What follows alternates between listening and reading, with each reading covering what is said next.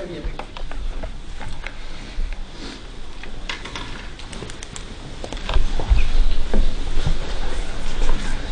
marche plus? Non, ça marche. Donc, bonjour à tous, bonjour à toutes. Donc, comme disait Anne tout à l'heure, j'ai pas allumé ton micro. J'ai été à peu près une dizaine d'années en charge de la mission égalité femmes-hommes à l'université Savoie-Mont-Blanc.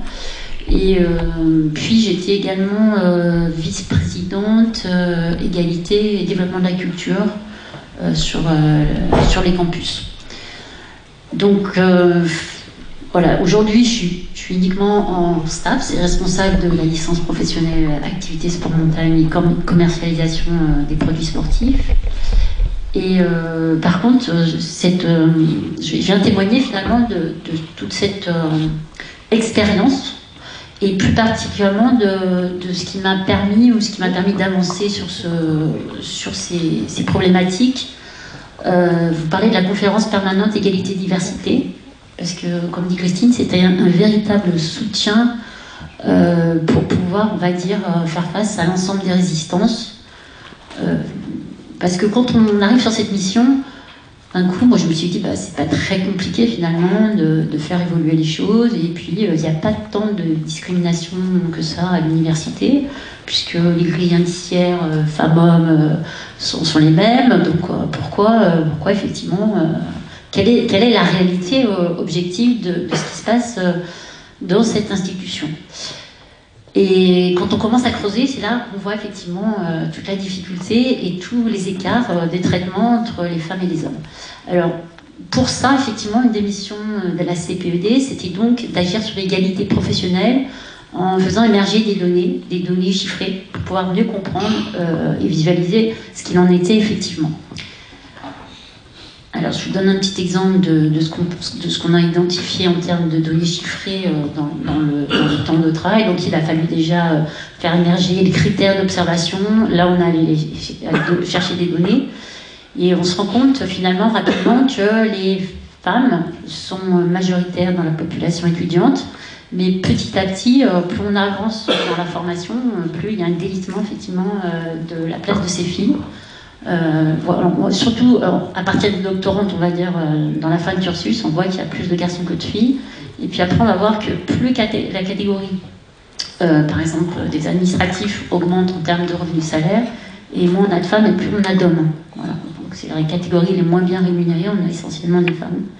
Et puis, dernier point aussi, on a une discrimination verticale. On voit que sur les PU, les meilleurs salaires, profs d'université, il y a beaucoup plus d'hommes que de femmes. Et dans les présidentes, effectivement, il y a essentiellement des hommes. Voilà. Donc le constat est là, hein, c'est que finalement, il y a des discriminations verticales, et puis il y a également des discriminations qu'on va appeler des discriminations horizontales, qui sont de l'ordre de discrimination par catégorie. C'est-à-dire qu'en fonction des champs disciplinaires, on n'a pas le même nombre d'hommes et de femmes. Alors si on regarde par exemple là sur les sciences de l'ingénieur, c'est là où il y a très peu de femmes qui sont maîtres de conférences, enseignantes, et là où il y a plus de femmes, c'est donc en littérature et langue et littérature.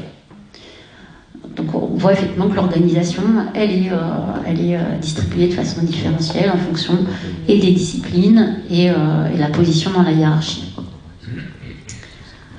Voilà. Alors, un petit exemple également de ce qui se passe dans mon université quand j'ai commencé à travailler. On voit que sur toutes les situations de gouvernance, on va dire dans les plus hautes instances, il y a très peu de femmes, composition de l'équipe présidentielle, 90% d'hommes, bénéficiaires de la prime d'excellence scientifique, peu de femmes, 19%, répartition des présidents des comités de sélection, beaucoup d'hommes, composition des directions de composantes, essentiellement des hommes. Voilà. Ça a évolué, heureusement. Mais voilà, en 2011, on était sur effectivement des positions occupées, un statutairement plus gratifiante, occupées par des hommes. Voilà. Donc aujourd'hui, effectivement, on voit qu'il y a plus d'équilibration, qu'on arrive à parité dans la composition des conseils centraux. Et que là où les femmes restent minoritaires, hein, en vert, c'est bien quand même les compositions de direction de composantes. Voilà. Et puis sur également, bon, on va dire que c'est là où réside encore des différences. Par contre, on voit que sur les responsabilités, les postes administratifs, on a essentiellement majoritairement des femmes. Alors, tout ça pour revenir sur finalement les fonctions de la CPD. Donc, c'était effectivement faire émerger ces données chiffrées, tout d'abord. Et puis après, aujourd'hui, qui participe à ces conférences permanentes d'égalité et diversité? Il y a 65 universités, 35 grandes écoles et 5 communes. Et le travail de la CPD se fait grâce à l'aide de partenaires associatifs, du style par exemple la NEF, le Refuge, SOS Homophobie, l'ARGEF, le Clash, qui sont vraiment des soutiens à l'avancée des travaux. Et puis des partenaires institutionnels tels que la CGE, le Jury Sup, le ministère de la Culture, Défenseur des droits, qui sont associés aux travaux. Les chargés de mission, c'est des personnels administratifs qui sont nommés par l'université, des enseignants-chercheurs, peu de Prague, et puis effectivement, on va dire que j'ai fait le tour, et des personnels administratifs également qui peuvent être chargés de mission. Alors au-delà de la mission de données chiffrées et de contribuer au plan d'action à l'égalité professionnelle dont parlait Christine, puisque c'est une obligation dans toutes les universités de fixer un plan d'action pour réduire les inégalités de sexe. Il y avait différentes missions qui avaient été pensées, formées aux questions de l'égalité dans les cursus. Et je vais revenir un petit peu dans l'exemple des STAPS. Comment est-ce que, par exemple, en STAPS de l'Université de Savoie-Mont-Blanc, j'ai pu faire avancer quelques données sur les contenus. Communiquer sans stéréotype de sexe, ça a été une des premières avancées au tout début des travaux. Voilà, en plus avec des débats qui étaient à ce moment-là engagés de part et d'autre et du gouvernement et puis des instances de l'université. Sensibiliser la communauté universitaire par des actions grand public. Lutter contre les discriminations sexistes, mais pas que, puisque maintenant la conférence permanente de l'égalité femmes-hommes a aussi pris en charge les autres types de discrimination. Et puis soutenir la recherche sur le genre également. Donc, au final, on va dire, c'est pas au final, mais le plan d'action relatif à l'égalité professionnelle, comme disait Christine tout à l'heure, voilà, va travailler finalement sur ces différents critères-là. Et dans chaque université aujourd'hui, vous devez pouvoir avoir accès à finalement ce plan d'action. Alors la résistance, là on voit une présidente d'université qui a été leader sur le développement et le déploiement de ces actions. Le fait d'être dans cette position-là, ça lui a permis d'avoir beaucoup de portes ouvertes. Par contre, si on est en charge de la mission et que la présidence et la gouvernance n'est pas suffisamment sensibilisée à ces questions, on voit que la résistance, elle s'opère très rapidement. Et que le chargé de mission, il se retrouve vraiment très seul pour pouvoir acter et faire avancer le projet, puisque c'est un projet finalement qui recouvre l'ensemble, on va dire, du cadre institutionnel, quoi, qui vraiment interagit autant avec les ressources humaines que les concours de recrutement, etc., dans tous les secteurs. C'est pas simplement du contenu de transmission, mais c'est bien sur la structure en tant que telle. Voilà. Alors, on passe maintenant aux actions. Je passe maintenant aux actions qui ont pu être menées dans le cadre de cette mission. Alors, elles sont plurielles, elles sont variées. Faire des formations sur le langage de l'égalité, le langage épicène. Et puis, alors, on s'adresse à ce moment-là. Je me suis adressée par exemple au service de communication. C'est-à-dire que tous les messages du service de com de l'université devaient porter finalement des signes d'un langage inclusif. Donc pareil, si on tombe sur une directrice de charge ou un directeur de communication qui est sensible à ces questions, la mise en œuvre va être très rapide et efficace. Si ce n'est pas le cas, l'injonction politique, même un engagement du président ou de la présidente, ne va pas forcément être mis en œuvre dans la communication. Ouvrir des UE transversales sur l'égalité femmes-hommes, ça c'est des choses que j'ai pu mettre en place, je vais vous expliquer comment. Module de formation violences sexistes et sexuelles, c'est quelque chose qui date de 4 ans, où on a une obligation effectivement de prendre en charge par des cellules de signalement tous ces nouveaux signalements qui apparaissent et qui se multiplient dans les universités. Donc la parole se libère aussi à l'université. Soutenir la cellule de travail sur le harcèlement sexuel, travailler en cohérence interne avec effectivement les différents interlocuteurs, hein, la médecine, la communication, le développement durable. C'est vrai que la médecin des étudiants peut être avertie d'un fait de discrimination et elle peut faire appel à la chargée de mission ou au chargé de mission. Mutualiser les pratiques égalitaires au sein du réseau CPED. Merci beaucoup, parce que effectivement, c'est des temps forts d'échange qui permettent de reprendre souffle dans l'ensemble de ces activités. S'appuyer sur les réseaux déjà existants, d'accord, donc ANEF, planning familial. Lutter contre les représentations et les stéréotypes sexistes. Ça, c'est un vrai combat de tous les jours. Voilà, et donc en STAPS, je pense que c'est Julie, c'est ça, elle va pouvoir en parler pleinement de son regard d'étudiante, parce que là on parle, moi je parle de mon point de vue, mais elle a aussi une histoire, voilà, de ce qu'elle vit au quotidien dans la formation, et on va pouvoir mettre, je veux dire, en comparaison ces deux points de vue. Donc c'est aussi lutter contre les représentations et les stéréotypes de sexe, évidemment, et puis associer les étudiants à tous ces projets, effectivement, en permanence, et ça c'est coûteux, et ça prend du temps, coûteux au niveau temporel. Je vais simplement vous montrer une petite vidéo d'une bande-annonce d'un module en ligne, si ça marche, parce que souvent ça ne marche pas ces petites choses, qui ont été effectivement développées par la CPED, qui peut vous intéresser, vous, dans vos universités, et dans vos actions que vous pouvez mener. Voilà, parce que... Agression. L'enseignement supérieur n'est malheureusement pas épargné par les violences sexistes et sexuelles. Partout, étudiantes et étudiants s'engagent pour changer les cultures et promouvoir des relations saines sur les campus. Ce cours en ligne a été développé pour faire évoluer les mentalités. Vous assisterez à des échanges fictifs entre 6 étudiants confrontés à des violences lors d'un week-end d'intégration, des blagues sexistes en cours ou encore en stage.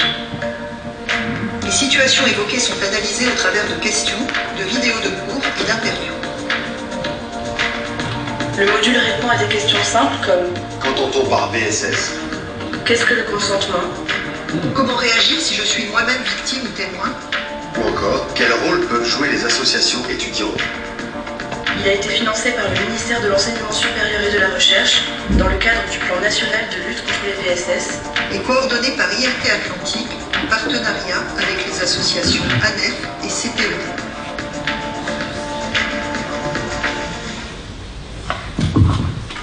Donc ça, c'est un module accessible à tous et à toutes gratuitement. Il faut en faire la demande auprès de la CPED pour pouvoir avoir accès à l'utilisation de cette plateforme. Voilà, pour un exemple donné. J'ai regardé sur ChatGPT le nombre de femmes présidentes, donc ils ont donné 25, mais au début ils ne voulaient pas me répondre. Oui. Bah, j'ai insisté. Voilà. J'ai insisté lourdement. Au début, il a dit non, mais on n'a pas vraiment. Un président en France, on n'avait pas. Voilà.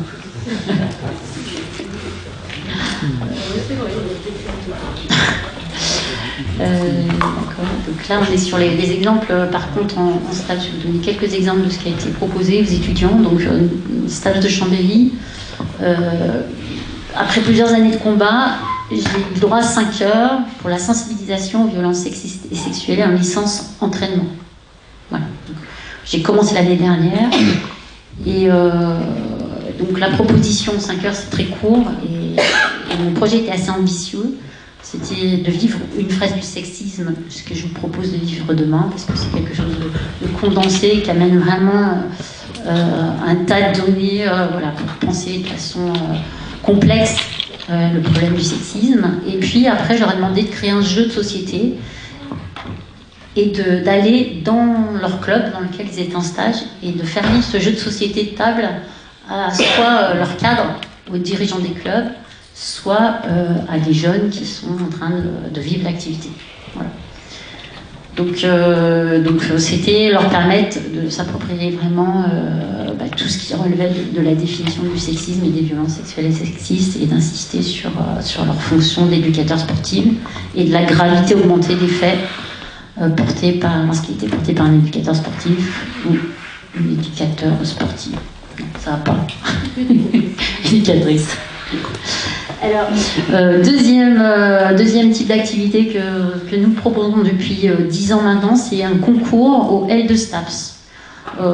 Fort de cet événement qui a réussi à être pérenne, on a rallié les L2 psycho, les L2 sociaux. Donc aujourd'hui, on a 700 étudiants qui participent à un concours qui s'appelle le concours Chute les discriminations, avec une centaine de films qui sont déposés sur une plateforme tous les ans depuis maintenant une dizaine d'années.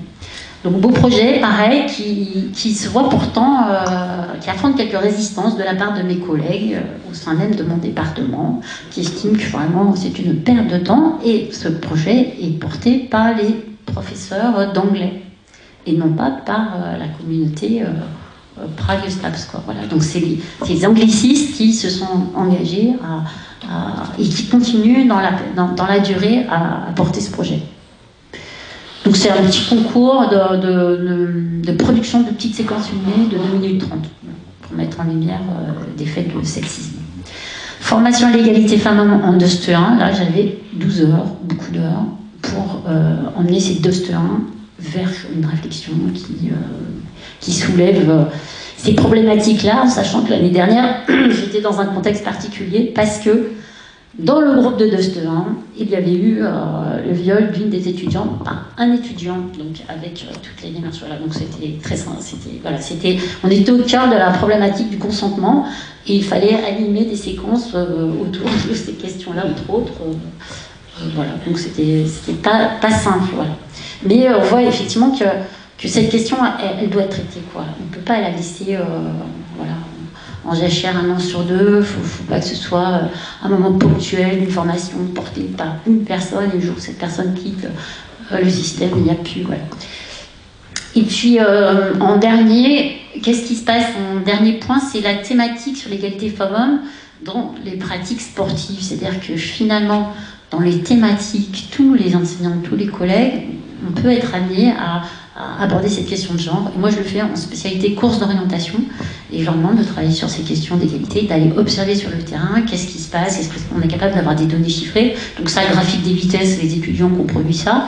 Et puis là, donc un petit film donc, sur les DOST, produit par les DOST. Je vais essayer de vous en montrer une petite séquence, un petit peu écourtée, parce que je ne veux pas prendre non plus trop de temps ni d'espace. Voilà. Toujours pareil. Alors là, je vais essayer de mettre du son, je vais y arriver. Des signaux contradictoires aussi. Tu sais, les hommes ont des pulsions parfois. Ils ont du mal de se retrouver. C'est pas un métier d'âme, ça. Tu devrais pas te lancer là-dedans. Arrête de pleurer un peu, sois un mec. Pourquoi tu t'épiles juste pour une femme, quoi?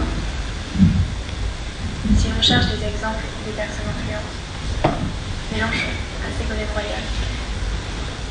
L'élection présidentielle n'est pas un concours de beauté. Fabius, à Ségolène Royal. Et qui va garder les enfants? Berlusconi. Thatcher était une belle chatte. David Cameron. Calme-toi, chérie. Hashtag LBB suit son stylo très érotiquement. Arnaud Luto. Elle est comme ça tout le temps, la petite? Et lorsque l'on ose s'offusquer de leurs propos. Calme-toi un peu, t'as pas à sortir la pancarte à la moindre réflexion. Et c'est bon là, t'as tes règles ou quoi? Tu vais boire un peu d'eau dans ton vin, si tu continues comme ça, personne ne voudrait pas. C'est bon, on déconne là, sois pas chiante. Fais pas ta coincée. Ah mais quelle mal baisée celle-là. De toute façon, on ne peut plus rien dire. Alors oui. Les mots doivent être choisis avec soin de nos jours. Parce qu'en face de nous, il n'y a pas qu'un individu lambda. Elle est bien une personne entière, complexe, avec son histoire, ses cicatrices. Choisir ces mots peut être une corvée, peut être antipathique que nous pouvons être. C'est pour ça que la tâche est importante. Afin de pouvoir construire les prémices d'une société plus égalitaire, inclusive. Voilà, donc ça c'est une étudiante de... Ouais, vous n'avez pas tout compris.